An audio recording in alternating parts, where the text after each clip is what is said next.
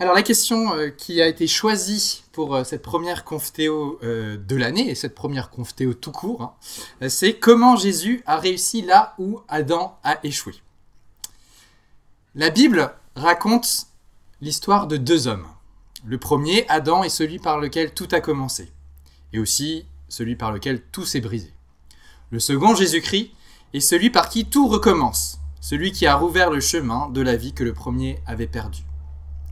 L'histoire humaine, selon la Bible, n'est pas d'abord celle des nations ou des progrès.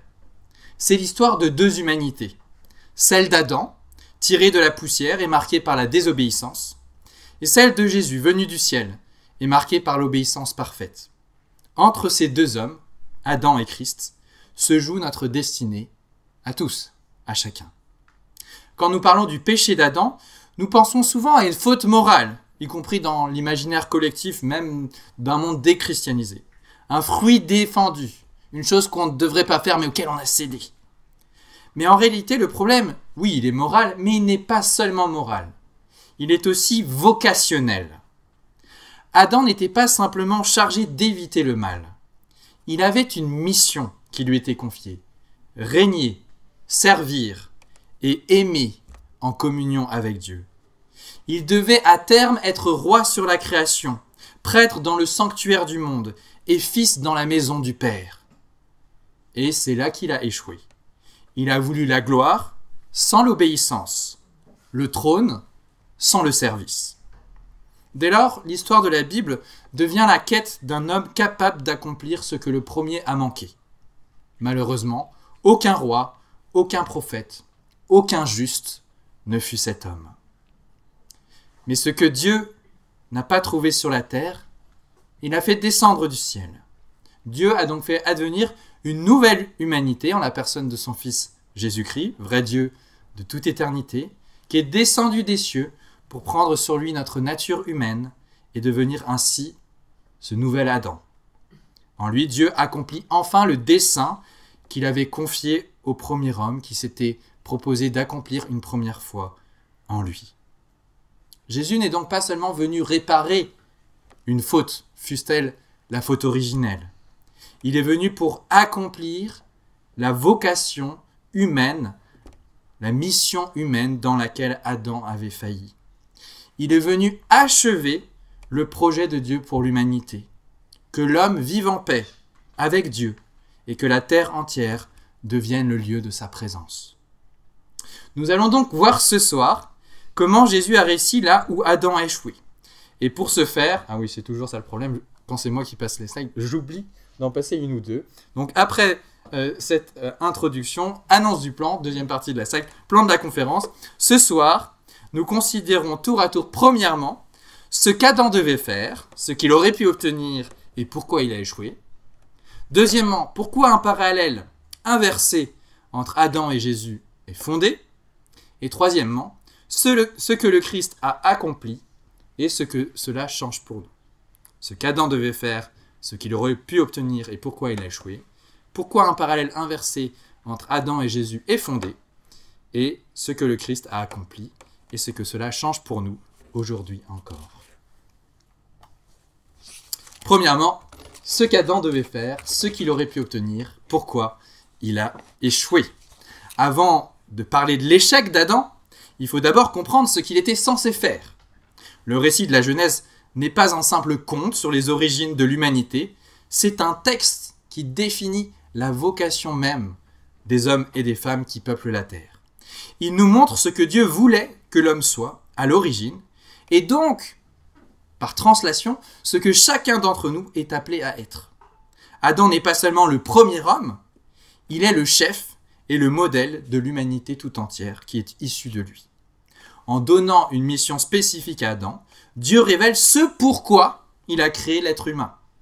Nous allons donc voir maintenant ce qu'Adam était censé faire, ce qu'il aurait pu nous obtenir, pourquoi il n'y est pas parvenu. Dès sa création, Dieu confie à l'homme un ordre de mission. Faisons l'homme à notre image, selon notre ressemblance, et qu'il domine sur les poissons de la mer, sur les oiseaux du ciel, sur le bétail, sur toute la terre, et sur tous les reptiles qui rampent sur la terre. Et 2 versets plus loin, Genèse 1, 28, « Fructifiez, multipliez, remplissez la terre et soumettez-la. Dominez sur les poissons de la mer, sur les oiseaux du ciel et sur tout animal qui se meut sur la terre. L'homme est créé à l'image de Dieu dans le but de régner. Adam est pour ainsi dire comme un prince de la création. Il est le fils de Dieu, auquel est promis, lorsqu'il sera prêt, du moins, le sceptre et le trône de son père pour régner avec lui. Ce règne dans lequel il devra rentrer un jour sera donc une royauté de service. Être roi à l'image de Dieu, c'est gouverner la création comme Dieu lui-même gouverne le monde, avec bonté et sagesse et justice. L'homme, créé comme l'image de Dieu sur la terre, doit refléter dans sa manière de vivre et de travailler le caractère de son Créateur. Mais la royauté d'Adam est inséparable d'une autre dimension, le service du sanctuaire. Dans le chapitre suivant, Genèse 2, il est écrit que Dieu place l'homme dans le jardin pour le cultiver et pour le garder. Genèse 2,15. Alors, comme ça a l'air un peu anodin, ça n'a l'air de rien. Mais ce qu'il faut savoir, c'est que les deux verbes employés ici, lorsqu'ils sont employés ensemble comme une paire de verbes, sont les mêmes verbes qui sont employés plus tard dans la suite de la Bible pour décrire la mission des prêtres qui officient dans le tabernacle. Ils doivent cultiver et garder, ils doivent protéger, ils doivent servir et protéger. Autrement dit, un Israélite qui connaît le tabernacle et qui lit ou qui entend Genèse 2 fait immédiatement le lien entre le travail d'Adam dans le jardin et le travail des prêtres dans le tabernacle. Une autre manière de le dire encore, c'est que Adam n'est pas seulement appelé à régner à terme, il est aussi et d'abord prêtre dans le jardin d'Éden. Il doit entretenir la vie du jardin, il doit veiller à ce qu'aucune impureté n'y entre et offrir à Dieu le monde qu'il doit faire fructifier. Le jardin d'Éden, en effet, est bien plus qu'un verger. C'est un sanctuaire, le lieu de la présence divine, une sorte de temple naturel. Dans ce lieu sacré, des fleuves s'écoulent pour arroser la terre, aux quatre coins de l'horizon, une indication que la bénédiction divine, dans le jardin, avait vocation à se répandre du centre du jardin jusqu'aux extrémités du monde. L'homme, en tant que l'image de Dieu sur la terre, devait ainsi à la fois être roi, au moins à terme, et prêtre dès l'origine, représentant Dieu devant la création et représentant la création devant Dieu. Sa vocation, la vocation adamique, était de faire du monde entier une demeure pour le Seigneur.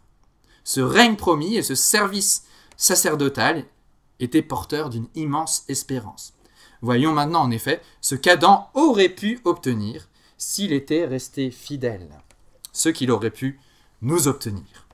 Le récit de la création ne s'achève pas avec le 6e jour, lorsque l'homme paraît et créé à l'image de Dieu. Le récit de la création se prolonge dans un 7e jour qui paraît superflu, puisque le 7e jour, Dieu ne crée plus rien. Il est simplement dit qu'il se repose de toute son œuvre. Mon fils, ma fille m'ont demandé, est-ce que Dieu est fatigué? Est-ce qu'il a travaillé tellement dur pendant 6 jours qu'il doit se reposer? Et la réponse est bien sûr que non. L'objet de ce repos, c'est de signaler l'accomplissement vers lequel doit tendre la création nouvellement créée.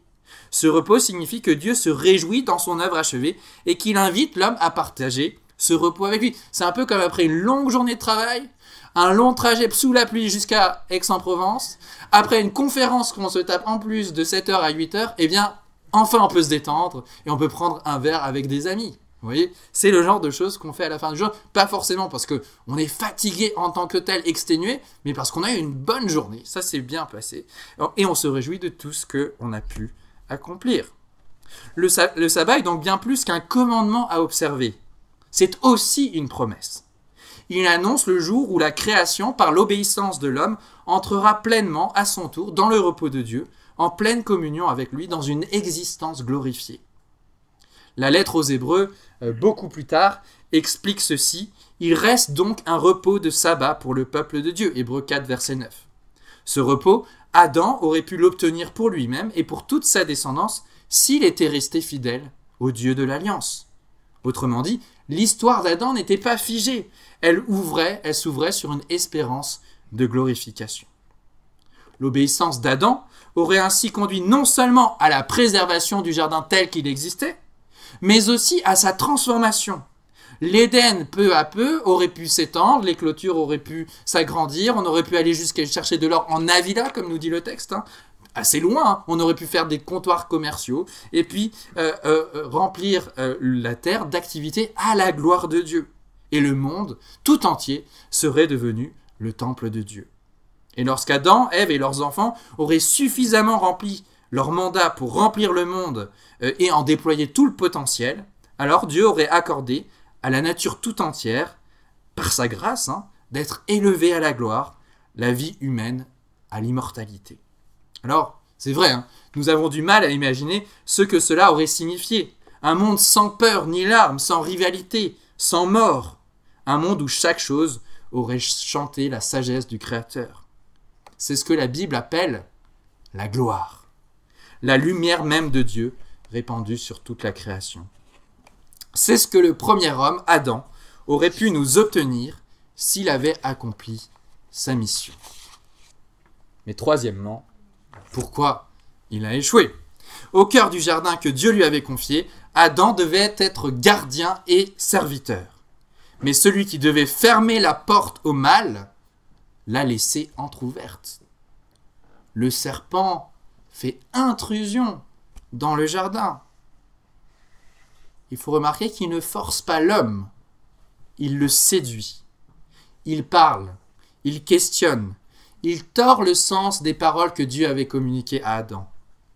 Avec cette phrase, Dieu a-t-il réellement dit « Vous ne mangerez pas de tous les arbres du jardin » Genèse 3:1. Ainsi naît la méfiance. Puis vient la fausse promesse « Vous serez comme Dieu, connaissant le bien et le mal » Genèse 3:5.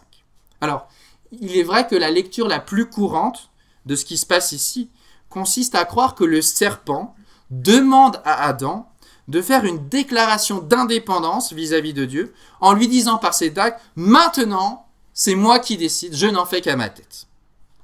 Alors, c'est pas complètement faux, mais il me faut toutefois nuancer cette approche majoritaire, y compris dans le monde évangélique, en soulignant que dans l'Écriture, l'expression « connaître le bien et le mal », c'est une expression qu'on retrouve à plusieurs reprises, soit sous la forme avec le verbe, soit sous la forme avec le nom, la connaissance du bien et du mal, et qui a tendance, dans les occurrences ultérieures, donc dans la suite de la Bible, qu'on trouve, à désigner la maturité.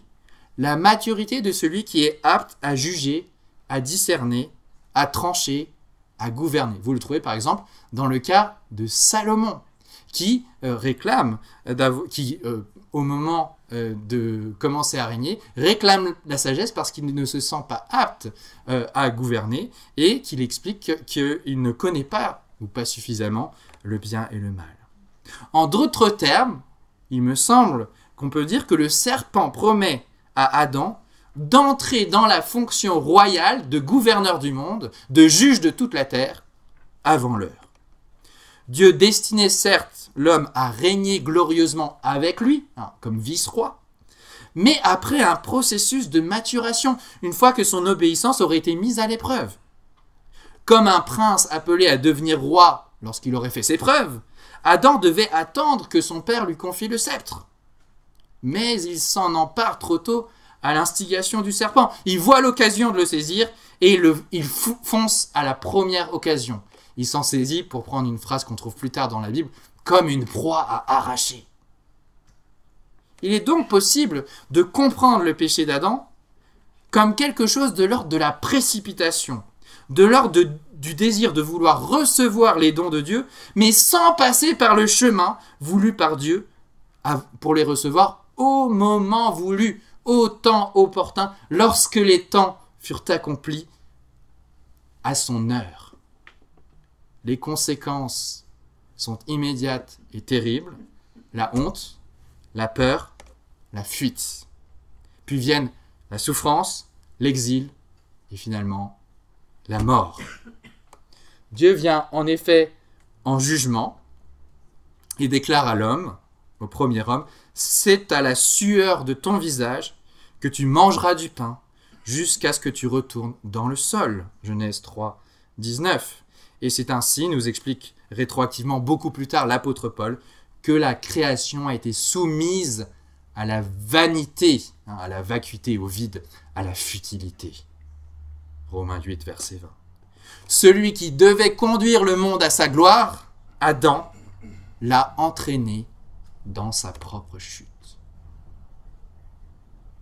Et à partir de ce moment, l'histoire de la Bible devient la recherche d'un autre fils de Dieu, fidèle, lui, capable d'attendre son heure et d'exercer au temps voulu et fixé par Dieu le jugement avec sagesse, mais pas avant. C'est cette recherche qui nous conduit jusqu'à Jésus-Christ, le nouvel Adam. Ce qui nous amène à notre deuxième temps. Pourquoi le parallèle inversé entre Adam et le Christ est fondé dans l'Écriture?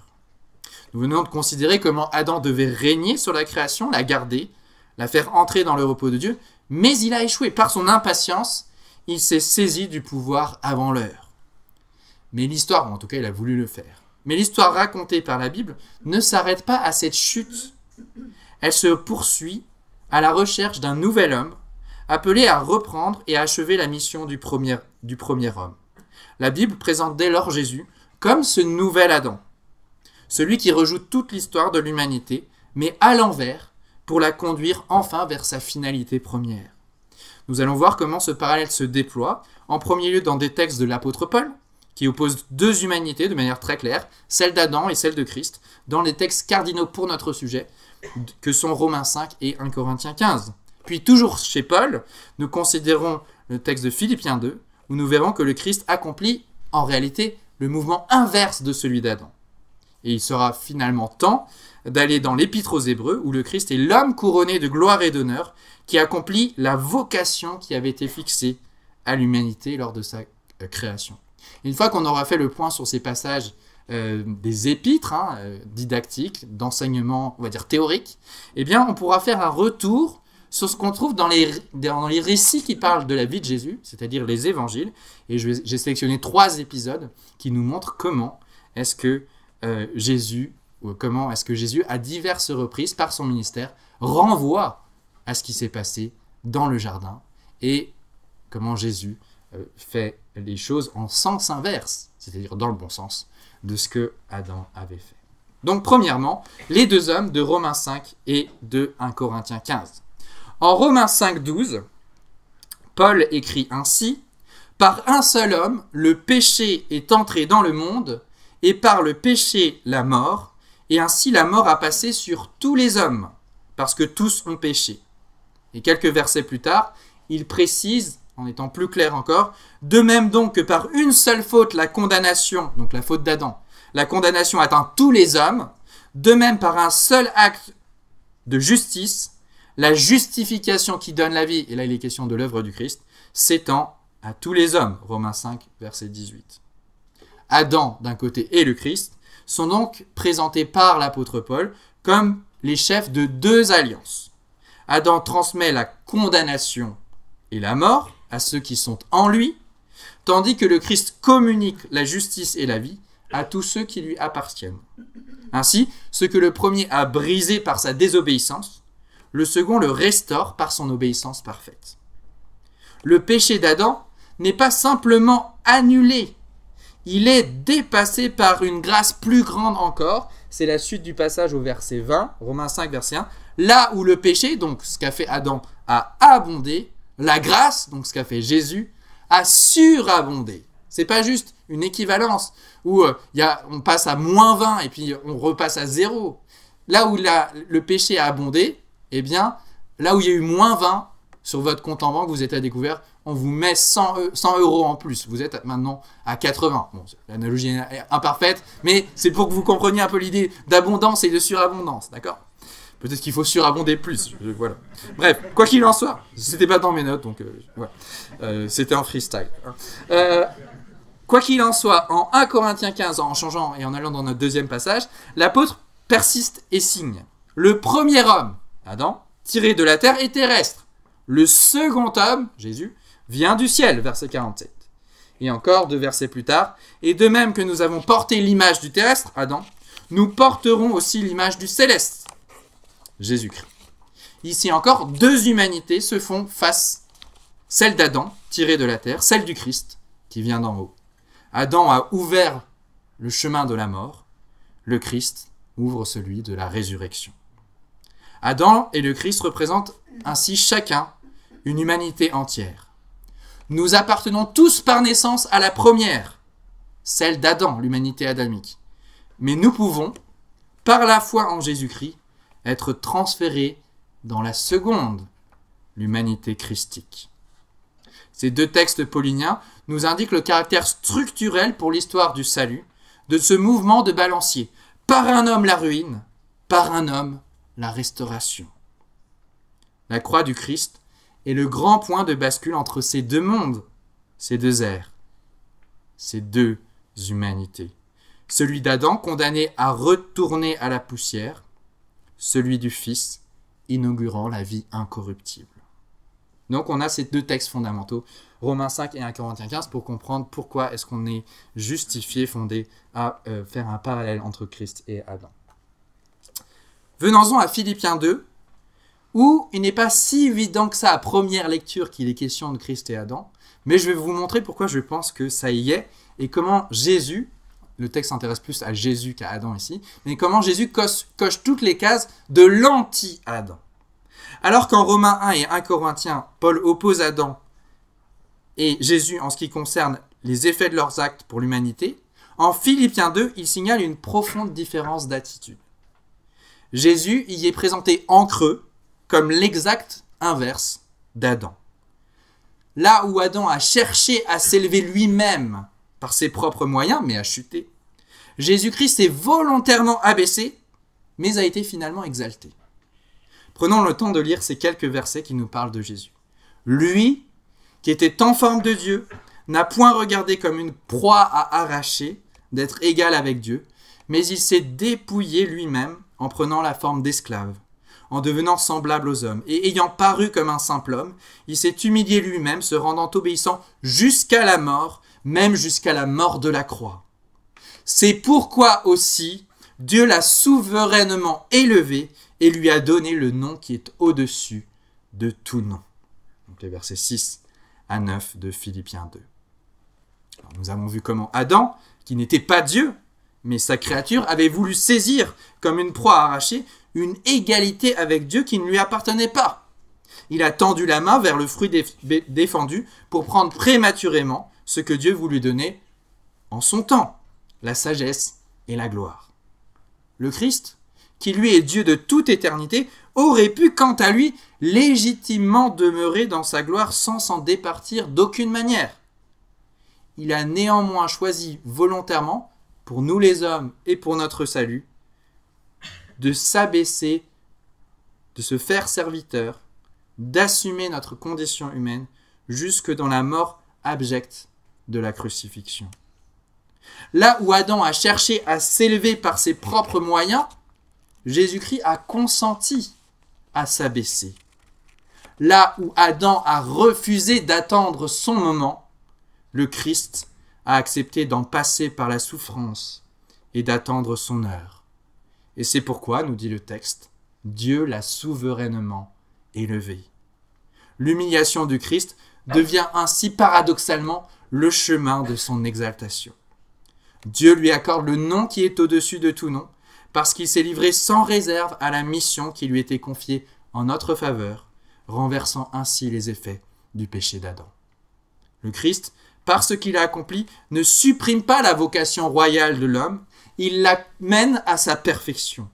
En lui, l'humanité apprend enfin que la vraie grandeur ne consiste pas à s'emparer du trône par un coup d'État, mais à s'abandonner à la volonté du Père et à attendre son heure. Notre prochain texte est dans l'Épître aux Hébreux au chapitre 2, c'est le texte de l'homme couronné de gloire.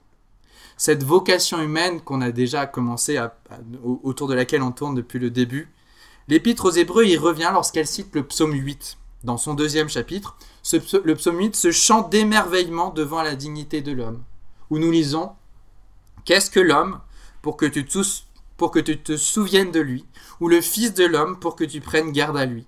Tu l'as fait de peu inférieur à Dieu, tu l'as couronné de gloire et d'honneur, tu lui as donné la domination sur les œuvres de tes mains, tu as tout mis sous ses pieds. C'est une méditation des premiers versets, Genèse 1, 27, Genèse 1, 26, 28, Genèse 2, 15, les versets qu'on a vus au tout début. La citation de ce passage du psaume 8 sert à l'auteur de l'épître aux Hébreux à souligner la dignité de l'humanité et la grandeur de sa vocation, mais aussi à constater que cette vocation n'a pas été du tout pleinement accomplie, puisqu'il commente ainsi ces versets, versets 8 et 9, « Nous ne voyons pas encore que tout lui soit soumis. » C'est ce dont s'émerveille le psalmiste, mais en réalité, quand on regarde les choses, c'est pas évident que c'est déjà entièrement le cas. Il ajoute toutefois dans le même souffle, « Mais nous voyons Jésus, couronné de gloire et d'honneur à cause de la mort qu'il a souffert. » Verset 9. Autrement dit, la vocation grandiose de l'humanité, soulignée dans le psaume 8, a commencé enfin à trouver son véritable accomplissement dans la personne et surtout dans l'œuvre de Jésus-Christ. Ce que Dieu voulait pour Adam, dominer sur les œuvres de ses mains en communion avec lui, devient réalité dans le Fils incarné. En s'étant abaissé jusqu'à la mort, Jésus a pleinement embrassé l'épreuve que le premier homme n'avait su passer victorieusement. Par sa résurrection d'entre les morts, Jésus-Christ entre dans la gloire promise à l'humanité fidèle. Dans cette perspective, la royauté de Jésus n'est pas étrangère à notre humanité. Elle est en fait le parachèvement de ce que l'homme, dès le départ, devait devenir. Il est couronné de gloire et d'honneur. Ce n'est pas quelque chose d'étranger à notre humanité qui viendrait en plus. C'est ce pourquoi nous sommes faits dès l'origine. Et Jésus est couronné de gloire et d'honneur, non pour s'enfermer dans la tour d'ivoire de sa majesté céleste, mais pour que son Père fasse entrer par lui beaucoup de fils dans la gloire. Je ne l'ai pas mis à l'écran, mais c'est le verset qui suit, Hébreux 2, verset 10. Jésus-Christ conduit ainsi la famille humaine jusqu'au repos divin originel, celui dans lequel le premier Adam n'avait pas su nous faire entrer. Ainsi, en Jésus, l'homme est rétabli dans sa dignité première. Ce que le psaume 8 annonçait comme une vocation de l'humanité, dont il fallait s'émerveiller, devient en lui une réalité concrète. L'humanité couronnée de gloire et d'honneur, réconciliée en communion avec son Créateur. Alors maintenant qu'on a fait le tour des textes les plus importants d'un point de vue didactique, d'enseignement du Nouveau Testament sur ce qu'a fait Jésus, eh bien, on peut proposer une relecture de quelques épisodes qu'on trouve dans les évangiles qui sont des récits, donc des narrations de ce qui s'est passé dans la vie de Jésus. Ce que Paul et l'auteur de l'Épître aux Hébreux exposent par un enseignement didactique, les évangiles le racontent par la narration, à savoir que nous trouvons en Jésus un nouvel Adam dans un nouveau jardin. Du commencement de son ministère jusqu'à la résurrection, Jésus rejoue le parcours adamique, mais à l'envers et pour le restaurer. Au désert d'abord, le nouvel Adam est confronté au tentateur. C'est l'épisode dit de la tentation du Christ. Comme le premier Adam, il entend une voix qui veut le détourner de la parole de Dieu. Mais là où Adam se tait honteusement en attendant de voir ce que son épouse va faire et si elle va bien être foudroyée au moment où elle va manger le fruit, eh bien Jésus répond par l'Écriture, « L'homme ne vivra pas de pain seulement, mais de toute parole qui sort de la bouche de Dieu. » Matthieu 4, verset 4. Ainsi, là où Adam a ouvert la porte en mal et a été très passif devant l'intrusion du serpent qu'il aurait dû transpercer, eh bien, Jésus referme la porte devant le serpent. Plus tard, on est déjà à la fin du ministère de Jésus, dans un autre jardin, celui de Gethsémane, la scène se répète sous une autre forme. Là encore, un choix s'offre à lui, suivre son instinct humain de protection de soi, ou se soumettre à la volonté du Père qu'il est venu accomplir dans ce monde. Au terme de l'épreuve, il déclare « Toutefois non pas ce que je veux, mais ce que tu veux » Matthieu 26, 39. Dans le premier jardin, Adam avait préféré sa volonté à celle de Dieu. Dans le second, le Fils de Dieu soumet la sienne à celle du Père. Là où l'arbre de la connaissance avait été le lieu de la désobéissance, le bois de la croix devient l'arbre de l'obéissance parfaite. Et tout s'achève dans un troisième jardin, celui du tombeau vaincu, en Jean 20. C'est là, au matin de Pâques, le jour de la résurrection, que le nouvel Adam se relève de la terre. Et lorsque Marie de Magdala le rencontre, elle le prend, nous dit Jean, pour le jardinier. Jean 20, verset 15. Alors certes, il ne s'agissait pas du véritable jardinier officiel de ce lieu, le fonctionnaire de la ville de Jérusalem, mais dans un sens, Marie ne se trompe pas. Le ressuscité est bien le nouveau jardinier, celui que Dieu établit pour cultiver et garder la nouvelle création. Par sa résurrection, l'Éden commence à refleurir au cœur du monde ancien. Et cela nous conduit très naturellement à notre troisième et dernière partie pour ce soir, ce qu'a accompli le Christ et ce que cela signifie pour nous. Tout ce que nous avons vu jusqu'à maintenant converge vers ce point. Le Christ a accompli, a récapitulé l'histoire de l'humanité. Il n'est pas venu seulement pour pardonner nos fautes, ce qui est déjà énorme, mais aussi pour accomplir le dessein de Dieu pour l'homme, pour ouvrir le chemin du royaume, pour nous faire revenir dans le jardin, barré, vous le savez, par l'épée flamboyante des chérubins. Ce que Dieu avait voulu au commencement, un monde où l'homme règne avec lui dans la communion et la paix, devient une réalité concrète en Jésus. Nous allons donc considérer pour finir, premièrement ce qu'il a accompli, deuxièmement ce que cela signifie pour nous, et troisièmement l'espérance ultime qu'il a ouverte. Et ce sera notre conclusion. Premièrement, ce qu'il a accompli. En Jésus-Christ, l'humanité réussit enfin. Tout ce que le premier Adam avait manqué, le second l'a accompli. Il a pleinement vécu la vie que nous devrions tous vivre. Plus encore, pour ne pas être le seul à revêtir l'humanité glorifiée, il a souffert la mort que nous devions tous souffrir, afin de nous soustraire au pouvoir de la mort et nous amener nous aussi à notre perfection, afin de nous revêtir au dernier jour de l'humanité glorifiée qu'il a méritée pour nous. Là où le premier homme a échoué dans l'obéissance, le Fils de Dieu incarné a persévéré jusqu'à la fin. C'est pourquoi Paul peut dire « Comme par la désobéissance d'un seul homme, beaucoup ont été rendus pécheurs, de même par l'obéissance d'un seul, beaucoup seront rendus justes. » Romains 5, verset 19. Toute la vie de Jésus, dès lors, apparaît comme une obéissance filiale parfaite. Par son baptême, il se consacre à la mission que le Père lui confie afin d'accomplir toute justice, Matthieu 3,15. Tenté par le diable, il refuse les avances du serpent en citant les Écritures. Par son ministère, en Galilée, en Samarie, en Judée, à Jérusalem, il inaugure le règne de Dieu au milieu des hommes. Le royaume que le premier Adam devait manifester devient réalité dans le Fils venu servir les hommes. Tout au long de son ministère public, Jésus guérit, il bénit, il enseigne. Qu'est-ce qu'il est en train de faire?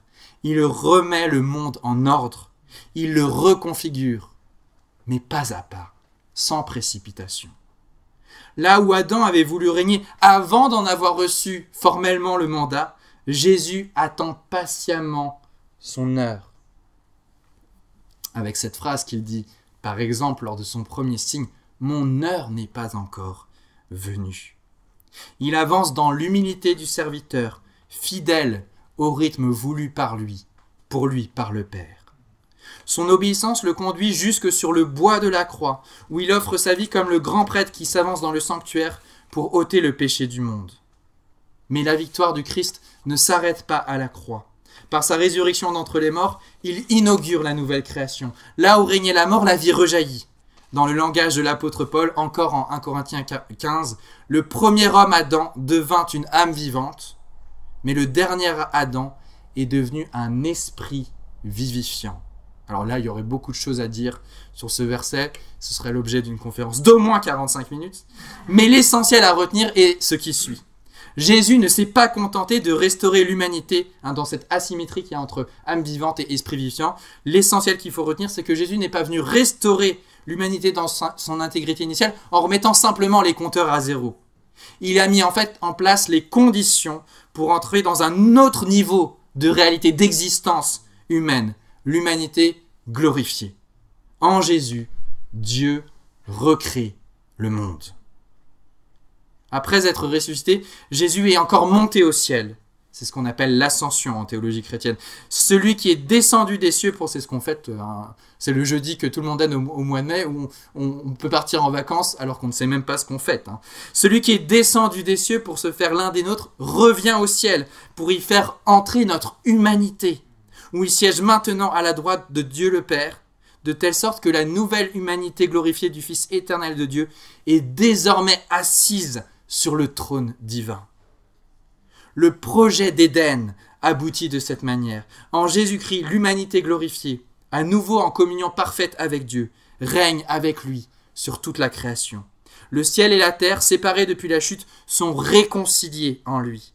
Et depuis son trône de l'Éden céleste, le Christ fait déjà couler, de nouveau, les fleuves de la vie pour renouveler la face du monde ici-bas sur la terre. Alors, qu'est-ce que cela signifie pour nous? Tout ce qu'il a accompli, il ne l'a pas fait pour lui-même, mais pour nous, en notre nom. L'Évangile n'est pas l'histoire d'un héros solitaire, c'est celle d'une humanité nouvelle, appelée à partager sa victoire, à laquelle nous pouvons appartenir. C'est pourquoi le Nouveau Testament insiste sur cette vérité centrale. Nous sommes unis à lui. Par la foi et par le baptême, Dieu nous greffe sur le Christ, comme des sarments unis au cep. Nous ne vivons plus séparés de lui, mais en lui. Sa mort devient notre mort, sa vie devient notre vie. Paul l'exprime ainsi, toujours dans l'Épître aux Romains, cette fois au chapitre 6, un chapitre plus tard, même quelques versets seulement plus tard. Nous tous qui avons été baptisés en Jésus-Christ, c'est en sa mort que nous avons été baptisés. Et encore, autre épître, 2 Corinthiens 5, 17, si quelqu'un est en Christ, il est une nouvelle création. Les choses anciennes sont passées, voici toutes choses sont devenues nouvelles.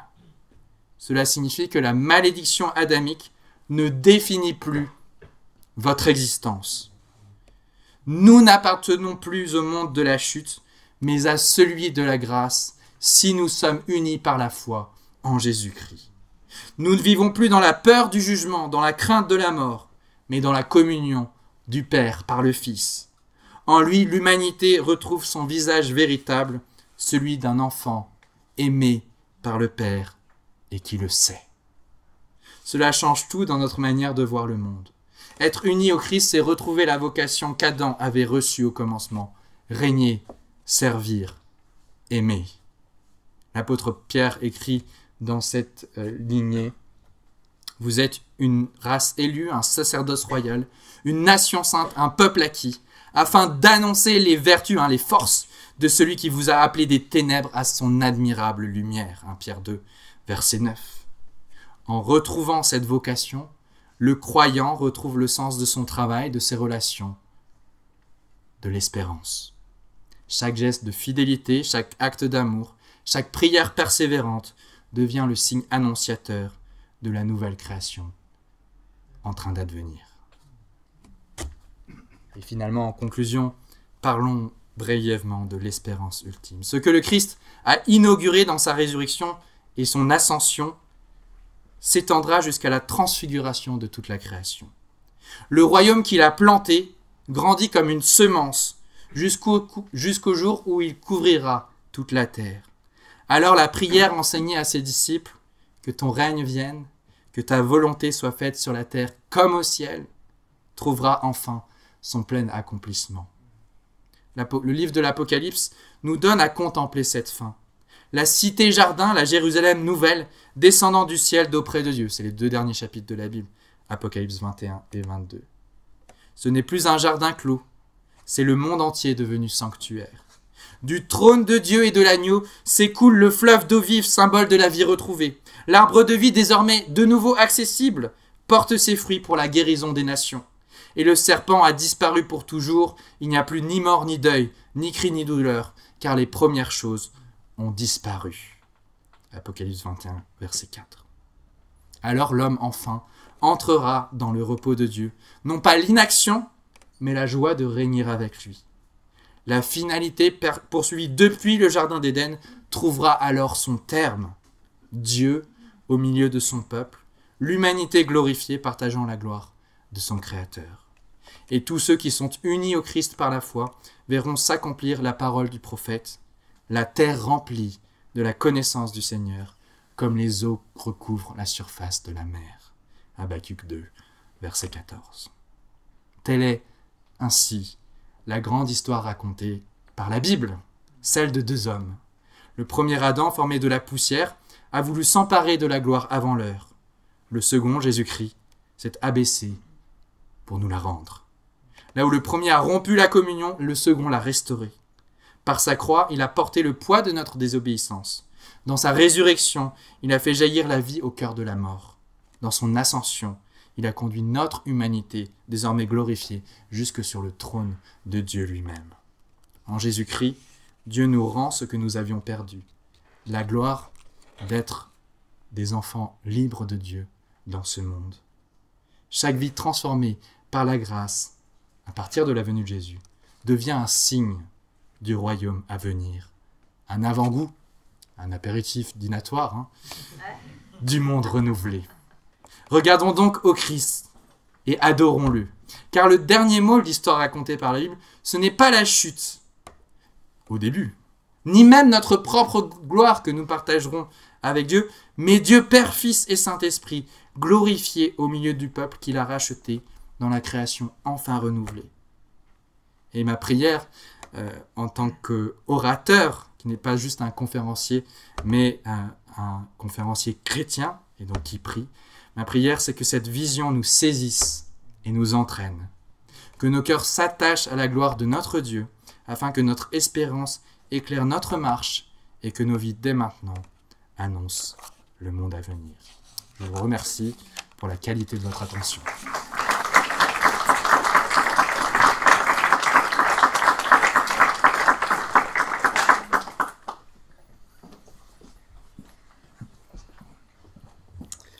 Merci Pierre Sauvan pour cette belle conférence.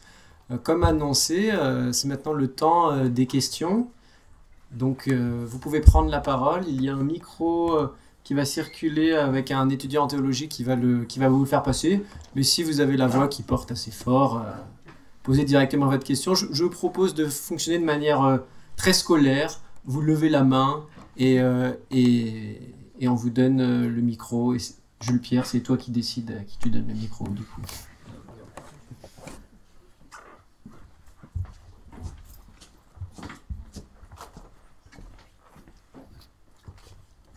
En fait, ma question c'est est-ce qu'il était vraiment nécessaire que Adam échoue?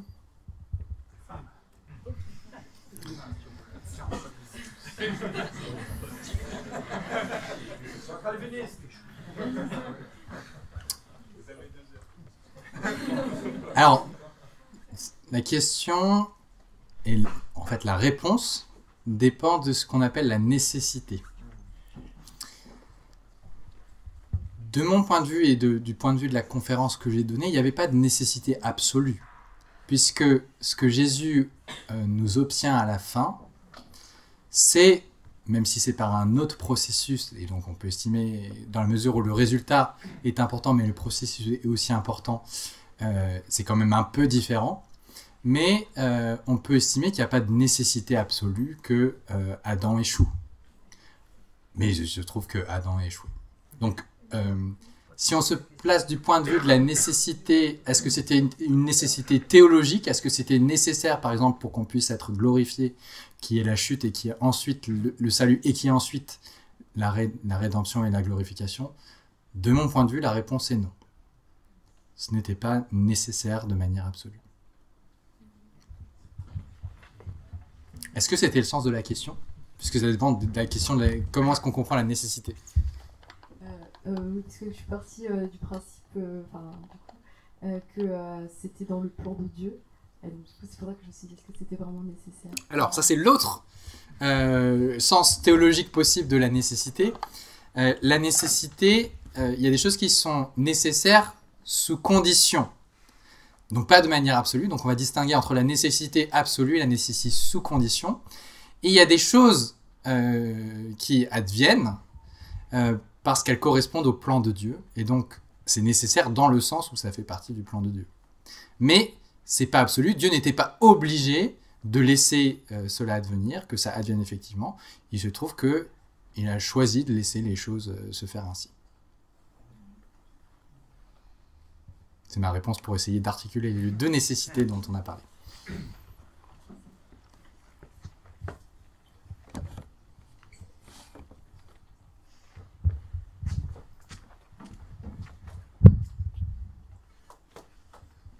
Ah, on est à bout de micro. Il faut peut-être déplacer le... On a le droit de déplacer la machine pour aller plus loin avec le micro. Là, pour moi, c'est bon. Mais après, si quelqu'un plus loin, voilà. C'est probablement une mauvaise idée. Très bien. Merci beaucoup pour cette conférence et la dimension stimulante de cette conférence. Je dirais que j'ai été stimulé par quelque chose qui finalement m'a aussi dérangé. Donc je voulais avoir précision. J'ai eu l'impression, et peut-être que je me trompe, qu'il y avait un présupposé qui était que, et qui a été démontré, en tout cas qui a été exposé, que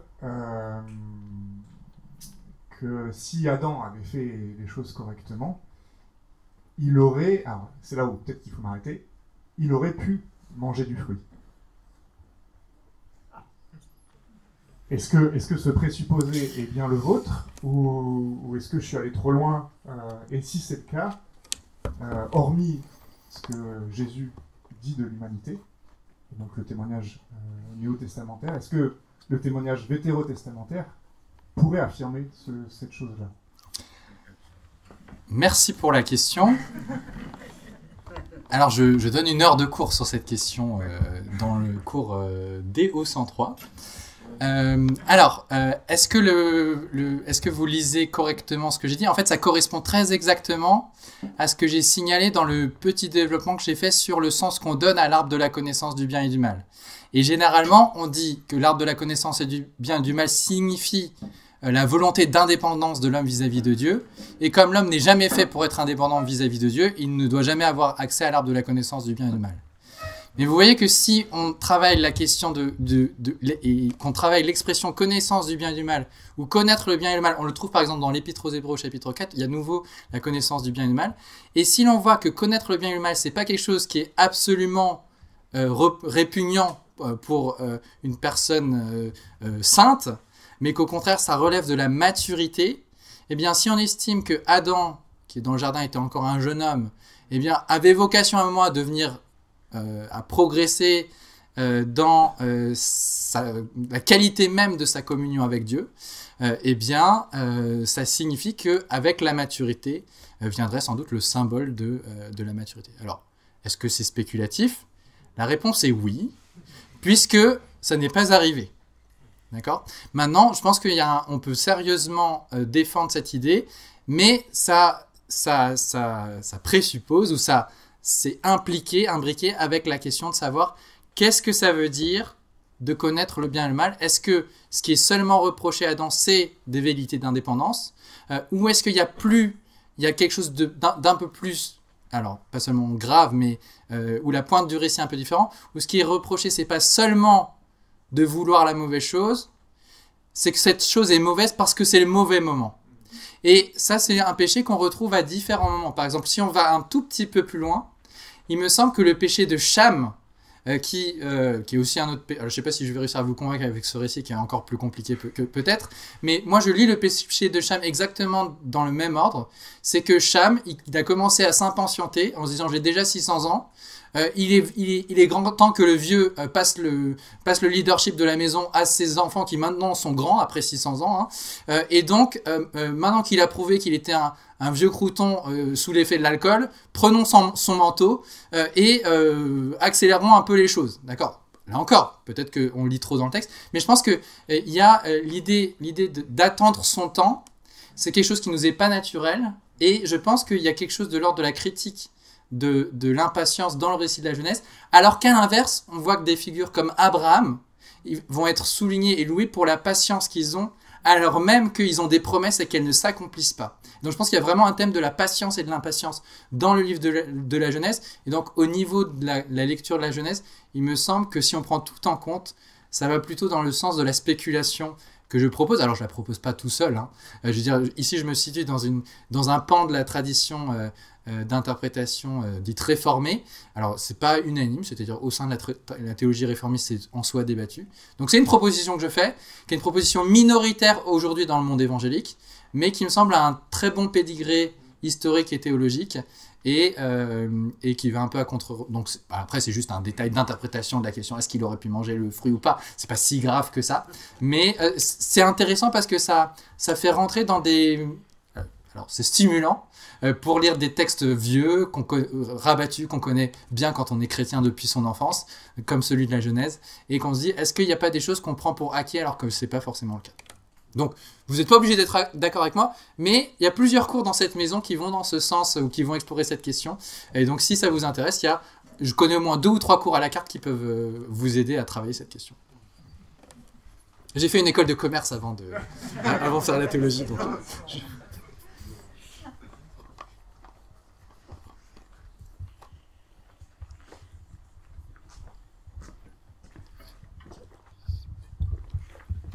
Oui, Pierre Sauval. bonsoir. Tu as dit au début que l'ensemble de la Bible était une sorte de recherche, d'attente de ce nouvel Adam. Et il y a un certain nombre de personnages qui illustrent ça. Tu viens juste de parler d'Abraham. Ouais. Je pense à Moïse, à David, etc. Est-ce que tu peux élaborer un peu là-dessus? Merci. C'était dans mon plan de première conférence d'avoir une section intermédiaire entre Adam et Christ, de dire que en fait, c'était un motif biblique d'avoir des nouvelles créations. En fait, quand un chrétien évangélique va parler de la nouvelle création, il pense tout de suite à ce qui sera à la fin du monde. Une fois que le jugement dernier sera advenu et que chacun sera dans son sort. Hein. Et donc, quand on pense nouvelle création, on pense toujours à la fin. Mais en fait, dans la Bible, et là encore au niveau de la Genèse, on n'arrête pas d'avoir des nouvelles créations et des nouveaux Adams. Et le premier de ces moments, le premier grand moment, c'est le récit du déluge, qui, de manière structurelle, est une décréation du monde. On arrive au même stade au milieu du récit du déluge qu'au début, c'est-à-dire que le monde est un chaos informe et vide, et où il y a l'Esprit de Dieu qui souffle sur la surface de la mer. De cette décréation va surgir une nouvelle création, et au milieu de cette nouvelle création, il y a évidemment un nouvel Adam, Noé, qui va, il y aura un nouvel épisode de chute avec son ivresse, la vigne, et puis son fils qui veut prendre l'ascendant. Donc il y a une nouvelle reprise du fils rebelle, mais qui est en opposition à ses frères. Enfin, il y a des choses qui se rejouent. Ensuite, Abraham, effectivement, alors qu'on vient d'avoir l'épisode de la tour de Babel, et qui logiquement devrait aboutir à un nouveau déluge. Bon, là, on ne le retrouve pas, le nouveau déluge, mais par contre, on a une nouvelle création qui commence. Dieu, quelque part, entre guillemets, change de stratégie. Maintenant, il va se focaliser sur une personne qui va faire grandir comme une famille. C'est de cette manière-là qu'il va bénir toute la terre. Quand on arrive un peu plus tard, à nouveau, il y a une traversée de la mer. Il y a encore l'esprit qui souffle sous l'eau. Il y a une nouvelle création qui se passe. C'est la sortie d'Égypte, avec la traversée de la mer Rouge. Et il y a un nouvel Adam. Alors, cette fois, c'est un Adam collectif. C'est Israël, qui est ce nouvel Adam, qui doit rentrer dans un jardin où coule le lait et le miel, dans lequel ils doivent accomplir un certain nombre de commandements, ils doivent garder le jardin, ils doivent le préserver, ils doivent le cultiver, ils doivent empêcher l'idolâtrie d'entrer dans ce pays, ils doivent expulser tout ce qui est mauvais. Et s'ils le font, ils appliquent la loi, et bien les autres nations verront combien cette loi est grande et belle, et comment ce Dieu est grand et bon, et les nations afflueront, et les nations seront bénies. Et le problème, c'est qu'Israël n'accomplit pas ça, donc on a le livre des juges qui nous montre ce qui se passe lorsque la loi n'est plus enseignée, et finalement, après cette période de déliquescence, eh bien, Dieu estime qu'il faut relancer la machine, et donc il donne le principe, alors suite à une demande impie du peuple, mais finalement il la transfigure et la reconfigure, il donne un roi à son peuple. David est un nouvel Adam. Alors plus encore que David, c'est Salomon qui joue le rôle du nouvel Adam dans le rôle de la royauté. C'est l'homme couronné de gloire et d'honneur, hein, qui fait les choses en grand, qui construit le nouveau tabernacle, le lieu de la présence, le nouveau tabernacle qui est le temple, qui est le lieu de la présence de Dieu sur la terre. Mais le nouveau Salomon, et en même temps Salomon qui est le nouvel Adam, en même temps qu'il est le nouvel Adam, et il n'est pas seulement le nouvel Adam dans la gloire du premier Adam, il est aussi le nouvel Adam dans sa chute, parce que à la fin de la section de 1 roi 1 à 11 qui parle du règne de Salomon, on termine avec une section à la fin du chapitre 10 et au chapitre 11 qui nous dit tour à tour que Salomon multiplie l'or. C'est là où il est dit qu'il a 666 talents d'or qui arrivent chaque année. Il multiplie les chevaux d'Égypte et il multiplie les femmes qu'il entraîne dans l'idolâtrie. Alors souvent, on est très au courant que c'est mal que Salomon multiplie les femmes qu'il entraîne dans l'idolâtrie, mais on voit moins le caractère ambivalent qu'il y a sur les chevaux et sur l'or. Là, on voit que la gloire de Salomon, sauf que Deutéronome 17 interdit 3 choses au futur roi d'Israël: ne pas multiplier les femmes, ne pas multiplier l'or et ne pas multiplier les chevaux avec l'Égypte. Hein, et le commerce des chars et des chevaux avec l'Égypte, et c'est exactement ce que fait Salomon. On a une nouvelle chute du nouvel Adam à ce moment-là, et en fait ça ne cesse d'être ainsi. On pourrait donner d'autres exemples. On peut considérer qu'il y a une forme de nouvelle création au retour de l'exil, où l'Israël ou le peuple de Juda purifié, même de cœur, hein, par exemple, on n'en a pas conscience parce qu'on dans les milieux évangéliques, on ne s'attache pas trop à la symbolique et à l'importance historique du retour de l'exil, mais au retour de l'exil, il y a quelque chose d'incroyable qui se passe, c'est que le peuple d'Israël n'a plus de problème avec l'idolâtrie. Grosso modo. Pendant toute la période des rois, c'était idolâtrie constante, et le problème du retour de l'exil, c'est le formalisme religieux, et ça va donner lorsqu'on ouvre le Nouveau Testament. Donc c'est des problèmes maritaux, hein, avec les questions des divorces, et c'est les problèmes avec les gens qui disent qu'ils vont faire des sacrifices, mais leur cœur n'y est pas. Et quand on ouvre les pages du Nouveau Testament, qui on voit comme les personnes que Jésus confronte en priorité? Les pharisiens, qui font toutes les choses bien ou même plus que ce que la loi demande, mais le cœur n'y est pas, ce sont des hypocrites. D'accord? Donc il y a des nouvelles créations, il y a des nouveaux Adams. Judas revenu d'exil est un nouvel Adam à son tour, et finalement ça culmine en Jésus qui récapitule toute l'histoire d'Israël, qui est une histoire de nouveaux Adams dans des nouvelles créations, encore et encore et encore, jusqu'à ce qu'on arrive à la fin. Merci pour la question. Pardon, c'était passionnant. Ma question va être un petit peu plus... j'ai eu l'impression, peut-être fausse, que vous disiez que depuis la venue de Jésus, le monde progressivement se devenait meilleur, enfin c'est pas le terme que vous avez employé, mais que on allait progressivement vers l'accomplissement, alors que il y a quelquefois d'autres interprétations où c'est plutôt la catastrophe qui arrive. Alors, merci pour la question. Il est possible que c'était suggéré même inconsciemment par mon texte, et c'est pas forcément faux comme lecture du sous-texte, même si c'est pas spécialement quelque chose que j'ai cherché à communiquer. Je pense que tout le monde est d'accord pour dire qu'on ira vers le mieux, à condition qu'on ne cherche pas à s'accorder sur le degré de crise intermédiaire qu'il va y avoir avant d'aller vers le mieux. D'accord ? Donc, on est tous d'accord que en fait, chaque jour qui passe est un jour plus proche de l'avènement du monde final dans lequel tout ira bien. D'accord ? Donc, on peut s'accorder jusque-là. D'accord ? Ensuite, c'est évident qu'en fonction des traditions évangéliques dans lesquelles on se situe, on aura des approches plus ou moins pessimistes, négatives, optimistes, positives, par rapport au degré d'accomplissement qu'on peut avoir dans le monde avant le retour de Jésus-Christ. Et donc, en fonction, alors, il y a tout un tas de choses qui sont imbriquées, mais notamment la question de comment on comprend le 20e, on a parlé du 21e et du 22e chapitre de l'Apocalypse, mais comment on comprend le 20e chapitre sur le millénium, le règne du Christ, comment est-ce qu'on le comprend, savoir des implications, et comment on comprend tous les textes qui parlent de crise qu'il y a dans le Nouveau Testament. On peut, si on les applique tous au futur qui arrive avant la fin du monde, et qu'on peut développer une théorie de l'histoire qui est descendante, où le monde ne fait que s'empirer depuis que Jésus est venu, et à la fin, ça va entraîner une crise finale qui fait qu'il va rétablir toute chose à ce moment-là. Ça nécessiterait sans doute une conférence à soi tout seul, de tenter ne serait-ce que de défendre la légitimité, sans forcément vous convaincre de sa justesse, d'une interprétation qui serait à minima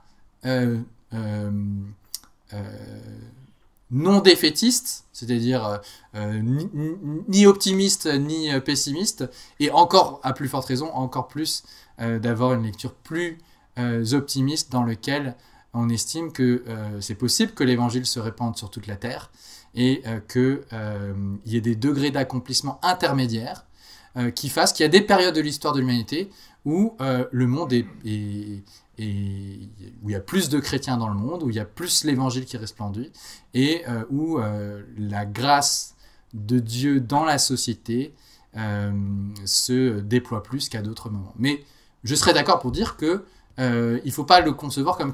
Même si on est optimiste, il ne faut pas le concevoir comme quelque chose de linéaire qui fait que chaque siècle est meilleur que le précédent. C'est clairement pas vrai de notre siècle, par exemple.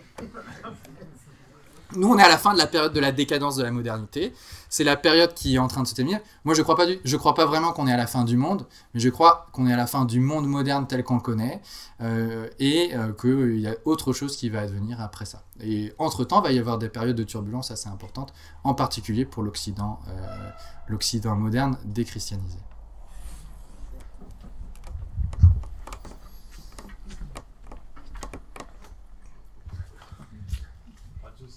Merci beaucoup Pierre Sauvage pour la excellente conférence.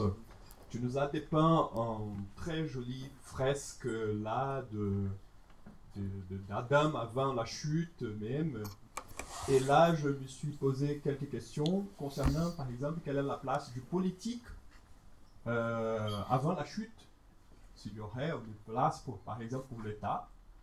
Et si à ce niveau, Adam a échoué, parce que tu as employé à plusieurs reprises même un lexique de la politique, du royaume, de la loi, et plusieurs éléments qui forment cet imaginaire. Comment Jésus-Christ a réussi donc au niveau politique aujourd'hui même, parce que nous sommes là encore. Quelle est la place du politique donc dans la réussite de Jésus? Alors...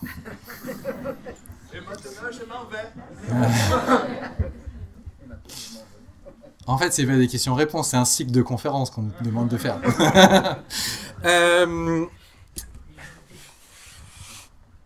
Alors, je vais commencer par une pirouette. L'histoire commence dans un jardin, mais ça finit dans un jardin qui est une ville en même temps. Alors, je vais faire la pirouette étymologique. La ville en grec, c'est la polis, hein. Il y a quelque chose de politique dans le sens où l'organisation de la vie humaine, elle est par nature politique. Maintenant, tu vas parler de l'État, et il me semble que dans l'écriture, l'État, je vais faire de la politique pour le coup ici, l'institution de l'État dans l'écriture, elle vient en Genèse 4, avec le péché de Caïn, et le signe qui est mis sur lui. Alors je ne vais pas faire la démonstration, mais j'ai traduit un bref extrait de Meredith Kline, donc c'est dans Kingdom Prologue, et je l'ai mis en français sur le site parlafoi.fr, donc ça doit s'appeler l'institution de l'État en Genèse 4 par Meredith Kline, le nom de l'article, donc ça se trouve sur Google. Et donc dans ce bref extrait, Meredith Kline explique ou donne des raisons pour lesquelles il faut voir dans ce qui se passe en Genèse 4 le véritable fondement biblique de ce qu'est l'État et aussi de ce que doit faire en priorité l'État.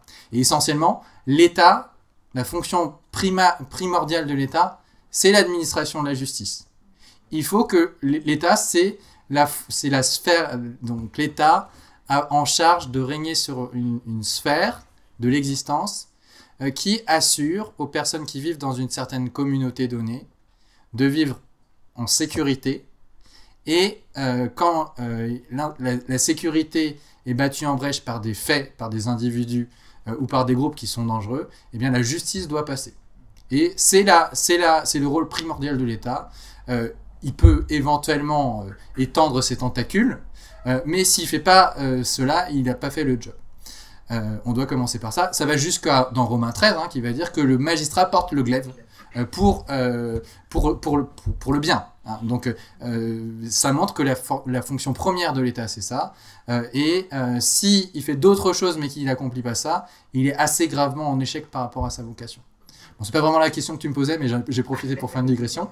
Est-ce que y a de la politique dans le Jardin d'Éden? Alors, règne, royaume. Alors, moi, ce que j'ai dit quand même, c'est que il n'est pas en tant que tel déjà, il est plus prince appelé à régner. Et quelque part, la prêtrise le sacerdoce, le service du jardin, c'est le préalable à l'entrée dans un règne plus glorieux. Alors est-ce que c'est politique dans le sens où Jésus dit que ceux qui ont été des bons et fidèles serviteurs, ils auront le gouvernement d'une ville, 2 villes, 5 villes, 10 villes, peut-être.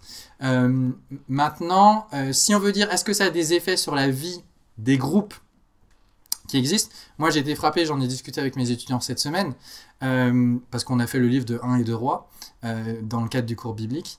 Eh bien, les rois d'Israël sont donnés, enfin, la seule chose qui intéresse le livre des rois pour dire est-ce que c'est un bon roi ou est-ce que c'est un mauvais roi, c'est est-ce que le roi a fait des réformes qui permettent de revenir aux éléments principaux qui sont réclamés dans le Deutéronome pour le culte, à savoir pas d'idolâtrie et centralisation du culte. Ça, c'est Deutéronome 12.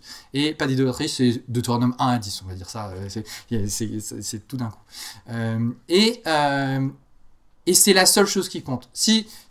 Par exemple, il y a le bon roi Osias.